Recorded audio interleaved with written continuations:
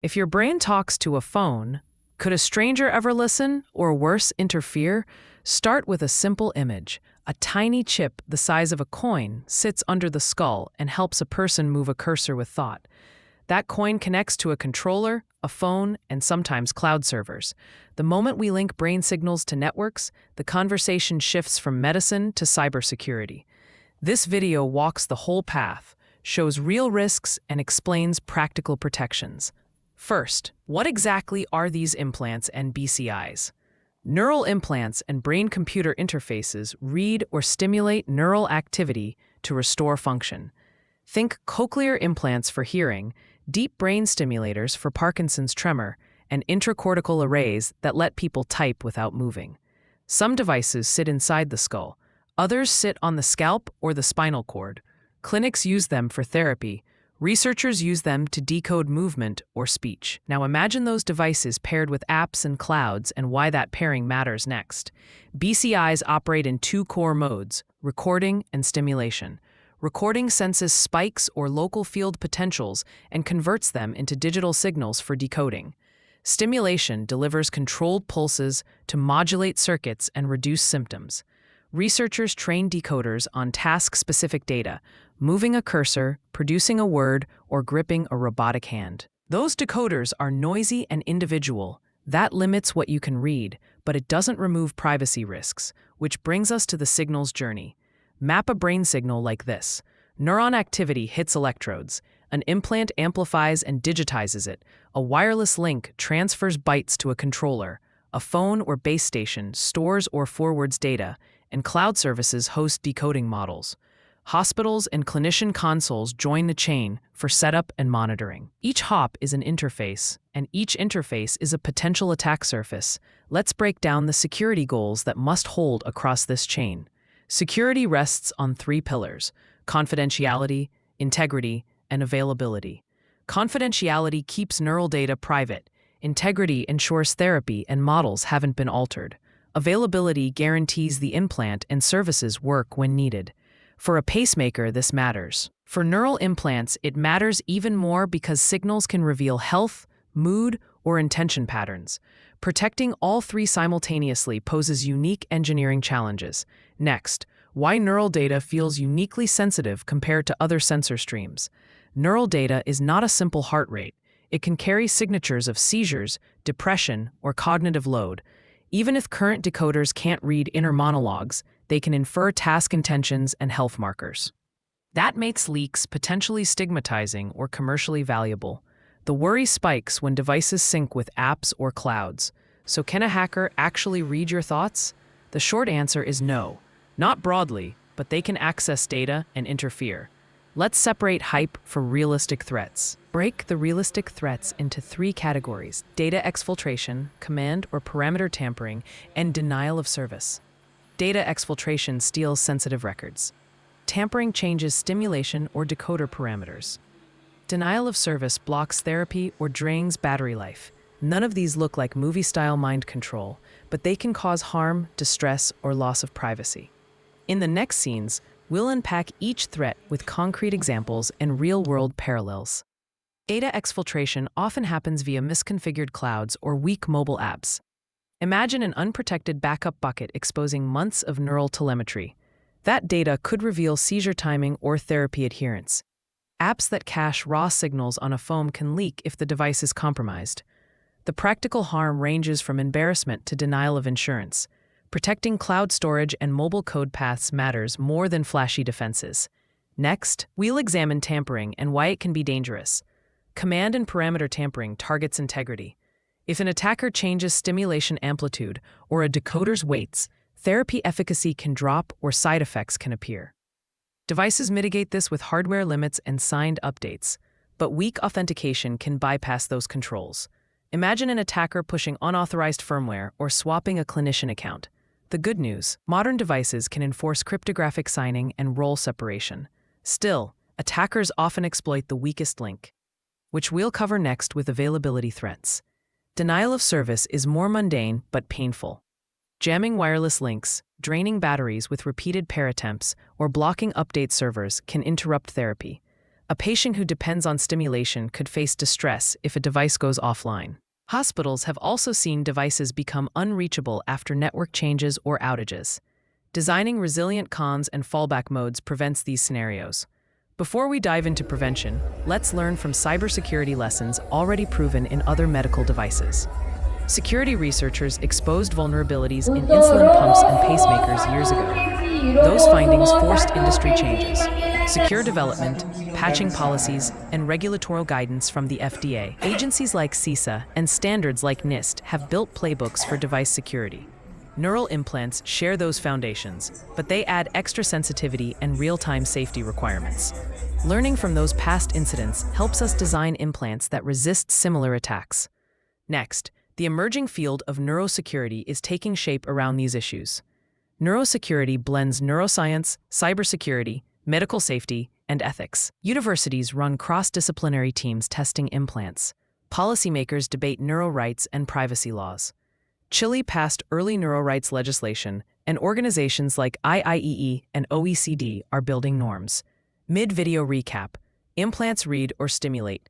Signals pass through many layers, and realistic threats fall into leak, tamper, and availability categories. Next, we'll model where attackers can act and how engineers reduce exposure. Threat modeling asks, what interfaces exist and how could they be abused? Key suspects: radio and pairing, insecure update channels, cloud APIs, mobile apps, third-party libraries, and clinical workflows. Each deserves mitigations. Limit radio range, sign updates, harden APIs, build secure mobile storage, vet supply chains, and segment hospital networks. Attackers target the easiest access point, so tightening every interface matters. Up next, practical engineering principles to bake security in from day one. Security by design starts with a few non-negotiables. Minimize the attack surface by removing unneeded radios. Use mutual authentication and role-based access so only authorized devices and clinicians can change therapy. Encrypt data end-to-end. Require signed firmware and secure boot to prevent tampered code. Implement safety interlocks that enforce clinical limits. Each principle reduces risk at a different layer, and together they create defense in depth. Now we'll zoom into examples teams use today. Minimizing exposure looks like practical choices. Some teams remove continuous radios and use short, proximity-limited pairing windows. Others design offline-first modes that process critical decoding on-device to avoid cloud dependence. Practical trade-offs matter: convenience versus exposure, latency versus privacy. Good designs resist attack without making therapy harder to use. Next, we'll cover authentication and cryptography that enforce trust between implant, controller, and cloud. Strong authentication relies on mutual proof. The implant verifies the controller and vice versa. Hardware-backed key storage prevents stolen credentials from being reused. Signed updates and secure boot ensure only vetted firmware runs. Role separation prevents a misplaced clinician account from altering patient-level settings. These measures look routine in other industries, but they're critical for anything that touches the nervous system. Next, safety interlocks and privacy defaults protect patients when systems fail or change. Safety interlocks enforce clinical limits in hardware, not just software. Devices include watchdogs that revert to safe modes if anomalies appear. Privacy by design minimizes data collection and favors on-device processing. Resilience means tamper detection, logging, and rapid patch pathways. Maintaining a software bill of materials, SBOM, helps teams find vulnerable libraries. These engineering practices form a lifecycle approach from prototype to retirement. Hospitals and clinics must adapt these practices too. Here's what they can do tomorrow. Clinics should treat programmer consoles like critical infrastructure. Keep consoles and associated laptops patched. Use network segmentation to separate medical devices from guest Wi-Fi. Enforce strong authentication and track software versions and SBOMs. Train staff on secure handling of patient controllers and avoid unsecured public networks during setup. Maintain clear incident response plans and vendor contacts for rapid patches.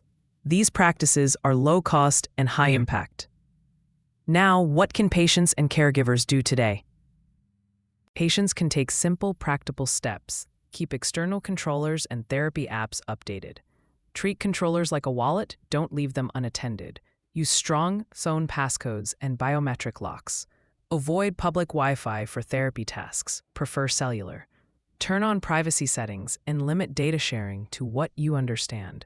Ask clinicians, how are updates delivered, who to call if something seems off, and what happens if a controller is lost. These actions reduce risk without demanding technical expertise. Security is only one side of the coin. Ethics and consent are the other. Patients need plain language consent about what data is collected and how long it's stored. Data ownership and portability let people export or delete their records. Mental privacy protections guard against inference without consent. And teams must address perceptions of identity change when stimulation alters mood or behavior. Equity matters too. Robust security should be standard, not an optional premium feature. What will likely happen in the next 5 years? Expect the most common problems to be app and cloud misconfigurations, routine vulnerabilities in clinical tools, and availability incidents. Unauthorized parameter changes are plausible if systems lack strong update and authentication controls. Full mind reading or mind control remains science fiction for now. But as decoders improve, the attack surface grows, so we must build protections now, not later. Researchers are already exploring technical responses.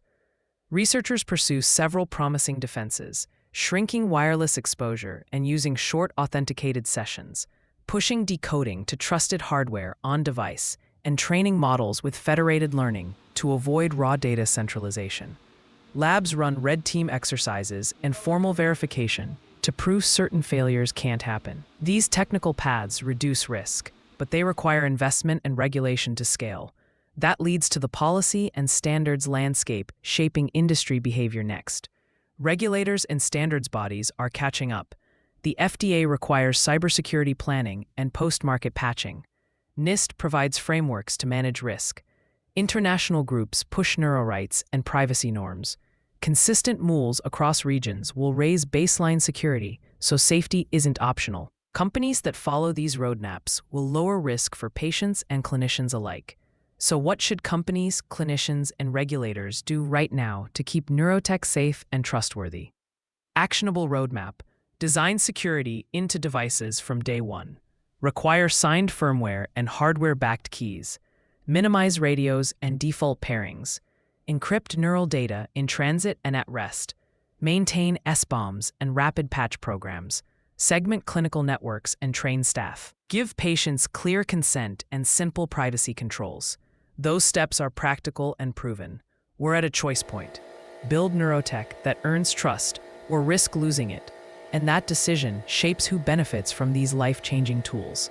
If this helped you understand neural implants and security, like the video, subscribe for more deep dives, and tell us in the comments what question you want answered next.